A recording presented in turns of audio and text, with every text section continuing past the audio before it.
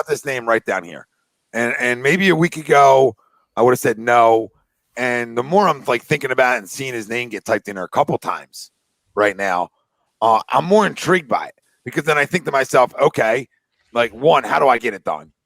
Because of money wise, how do I even make that happen and match that? I won't even know. But, does that allow me to move a guy like Danny or Seth to the bench, right? And I'll have that production off my pine. Like, what is that flexibility? So I don't think that's a name that's like you're gonna have to give up the farm for. You know what I mean? Because he's an older guy. It's just a point like maybe you got to give up a first round pick and then meet the money somewhere. Because I know that deal's coming to an end too. His deal he got like 3 years ago, so it's coming to an end. So the money matching won't be as much as if you like just signed it, right? Because there's less money on the deal. It's a great name, Tom, and a little bit later, like I'll bring this up in a second, but like, yeah, it would have to be Danny Green, like he would have to go in the deal. So like I'll give you this, and this isn't. They're not going to take him back. So Danny, yeah, they're not going to just like take like that. I mean, I love Kyle Lowry, but like they're not going to take him back, and then you're giving up a first anyway. You know what I mean? Well, you probably have to include at that point. You'd have to include either Matisse or Tyrese. To entice them. Yeah. You know what I mean?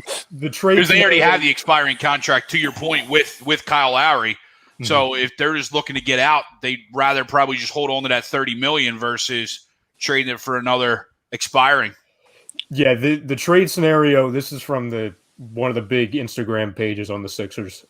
They put out yesterday. The scenario was Philly would get Kyle Lowry and Bembry, and we would be sending Maxey, Danny Green, Ferguson, Mike Scott, and a first.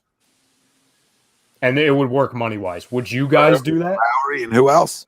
Bembry. Oh, he played at Temple. Yes, I would do that deal. Sure. I mean, if you're trying to win a championship this year, then I do that deal. Like if you're trying to win championship this year and maybe even next year, I do that deal because Kyle Lowry brings you toughness. He brings you defense. He brings you an identity. Not that we don't have one, but a little bit of scoring, just everything. Leadership, a champion. Like, I mean, I don't give a fuck. I know Kawhi was filthy, but they're all part of that. Okay, He made a lot of big shots in that run, and people used to say he failed in the playoffs. No, his running mate for years came up small in the playoffs, and that's DeMar DeRozan. So when people say Lowry came up small, your facts are all off base. DeMar DeRozan came up small. That's why he was no longer there anymore. Okay, so just to clarify, I would have never gave Kyle Lowry that money 3 years ago. We weren't in that position. And I was critical of people that wanted to. Now, when we're ready to win, I'd rather go that direction than Beal because I feel like I have to give up less. The only slight hesitation I'd have with Lowry is just fit with Ben.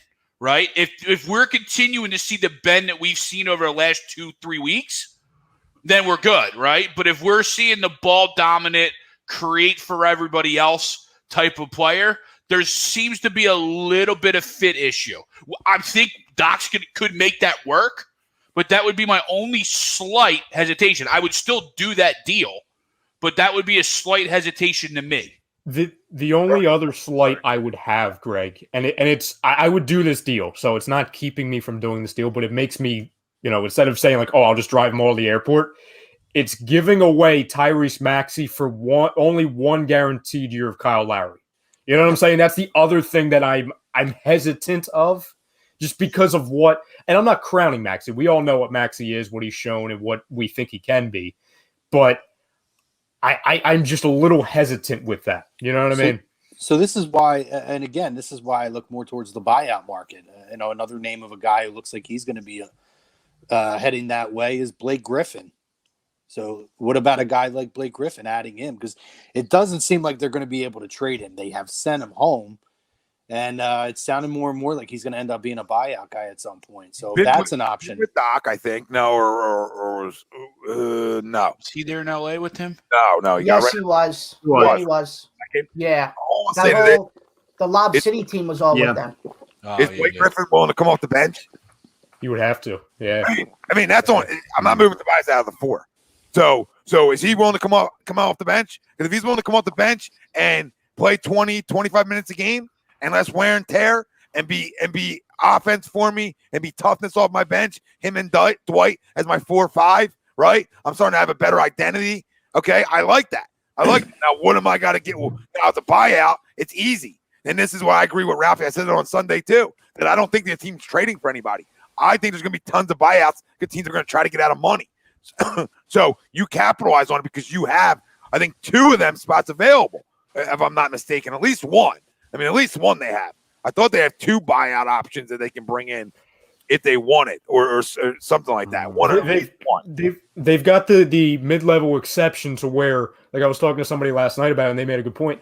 There's going to be so many teams on the buyout market for Blake Griffin. It's going to be a bidding war. We could actually afford to pay him more than the minimum because of that exception. And to your point, Tom, about taking him off the bench, we could give him that extra to come off the bench. That way we're making him happy, like, hey, you're not a starter, but you're gonna be in a real good shot to win a championship or get to one, and we're giving you an extra couple mil. Because I think that mid-level exception's up to $7 million. It's 8.2. 8.2. Oh, so you want to come to a winner? You want to come to a team that has a chance to compete? And that's what we talked about earlier. Is that destination talk, right? Yep. And players, especially veterans, that are like, shit, man, I'm gonna go get my chip. You know, this is where we become that fit. So I mean, that's a good name. I don't like his injury-prone side of things, but for 20, 25 minutes a game, I would assume that injury concern goes away a little bit, right?